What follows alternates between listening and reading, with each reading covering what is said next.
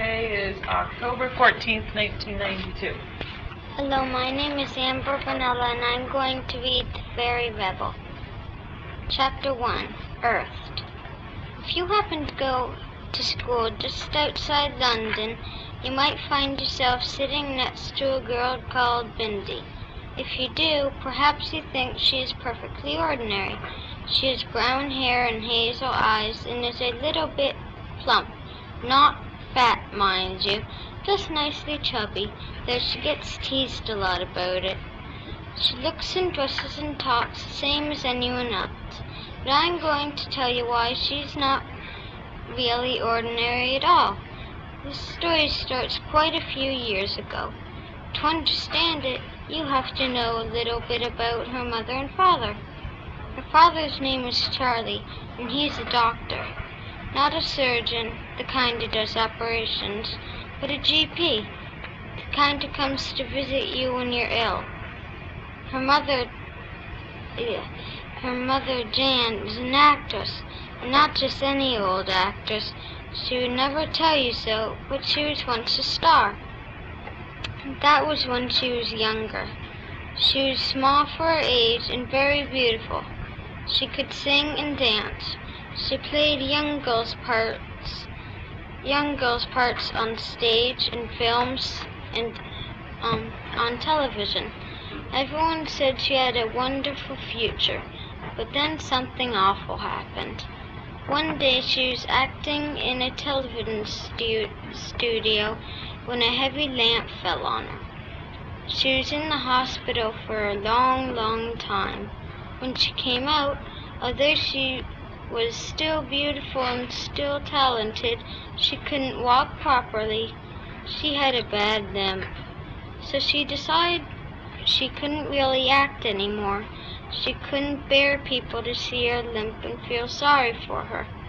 One good thing came out of her accident, though. While she was getting better, she met Charlie, and they fell in love and got married. They bought a small house with a lovely garden which had fruit trees in it. Jan loved trees. She also loved sweet things to eat. She couldn't get much exercise. She began to put on weight. Soon, instead of being slim, she was rather roly-poly, but she still had a lovely voice and long dark hair and beautiful eyes. When Charlie looked into her eyes, she could see a lot of hurt in them. He wished Jan would talk about this, but she never would. She could still act, and she acted being perfectly happy. But she could walk quite well enough to look after the little house and do the cooking and mess around about in the garden. Shopping was a problem at first, but Charlie had a talk to one of the local shopkeepers. After that, Jan would ring him up and tell him what she wanted, and later the same day, a boy on a bicycle with a special metal basket in front would bring her all her shopping to her in a cardboard box. No one ever told Jan where the bicycle came from.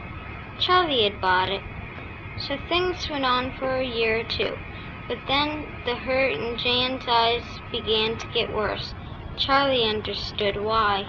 "Stop worrying," he told her. "The accident only damaged your leg. There's no reason on earth why we can't have a baby."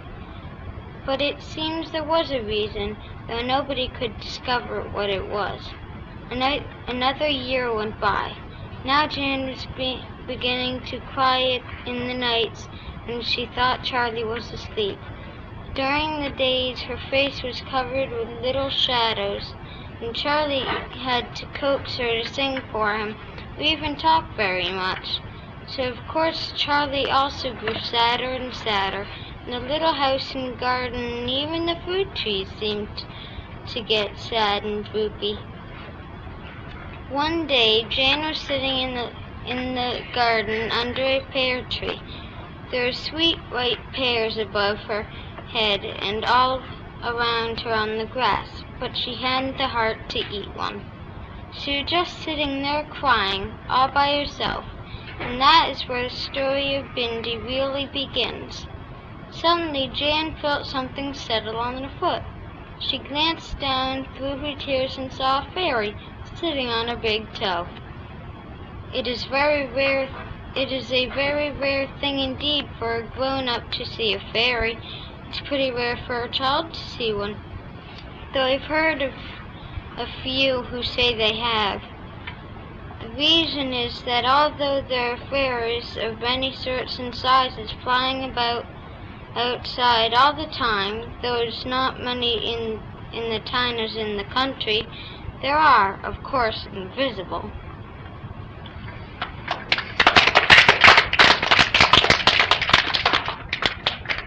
Bobby. Do you believe in fairies?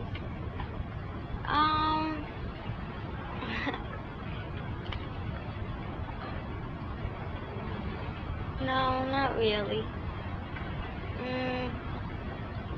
Kristen. What would you do if you saw a fairy? The first thing I would do was ask it its name.